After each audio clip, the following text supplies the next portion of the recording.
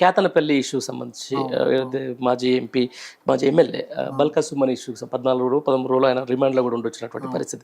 ఏదైనా నా కేసు ఏంది అసలు ఒకసారి మళ్ళీ ఏదో కొత్తగా ఈరోజు ఏదో కేసు కొట్టేసినట్టు ఏదో స్పాష్ అయినట్టు దాని మీద ఒకసారి డీటెయిల్ సుమన్ గారికి నాకు 2009 నుంచి సుమన్ గారు ఉద్యమం కేసులు దాదాపు 100 కేసులు చేసిన అనుభవం నాకు ఉంది. సుమన్ గారు లీడర్షిప్ అదంతా.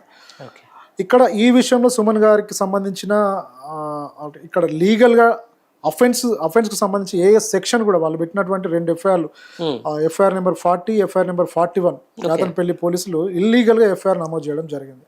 నిజంగా ఒక చైర్మన్ని వైస్ చైర్మన్ ఎన్నుకునే క్రమంలో అందరూ అక్కడికి వెళ్ళడం జరుగుతుంది, ఓటు వేయడానికి వెళ్ళడం జరుగుతుంది. వివేక్ గారు రావడం జరిగింది. ఇప్పుడు సుమన్ గారు ఆ మంచిర్యాల ఇన్ఛార్జ్ కాబట్టి తన పార్టీ సపోర్టర్స్కి ఓటు వేయించుకోవడానికి అక్కడికి వెళ్ళడం జరిగింది. నిజంగా ఓటు క్లీన్గా నీట్గా జరుగుతున్న క్రమంలో అక్కడికి మీరు వీడియోలు చూడండి, కాంగ్రెస్ సంబంధించిన అక్కడ 144 సెక్షన్ అనేది విధించడం జరిగింది. టీఆర్ఎస్ వాళ్ళు పోతే 144 సెక్షన్ వైలేషన్ ఎట్లా అవుతుంది? అదే కాంగ్రెస్ వాళ్ళు 100,000 మంది వివేక్ గారితో వచ్చి రెండు వర్గాలు ఉన్నాయి, 2 వర్గాలు వచ్చి అన్ని విజువల్స్ లో అవే కనపడుతున్నాయి. చాలా మందికి తెలియదు ఏంటంటే మేము కూడా కంప్లైంట్ చేయడం జరిగింది. కాంగ్రెస్ పార్టీ ఇప్పటి వరకు ఆన్లైన్ రిసిప్ట్ ఇవ్వడం జరిగింది, కనీసం పెట్టి కేసు కూడా బుక్ చేయలేదు.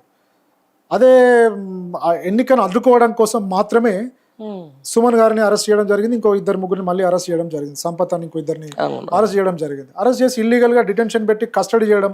మేము అప్పుడు మంచిర్యాల వెళ్ళడం, మంచిర్యాలలో దాదాపు ఒక 1 వీక్ మేము అక్కడే ఉండి డిఫెన్స్ చేయడము, ఆ కస్టడీ పిటిషన్ డిస్మిస్ చేయడం, పీటీ వారెంట్లు వేయడం.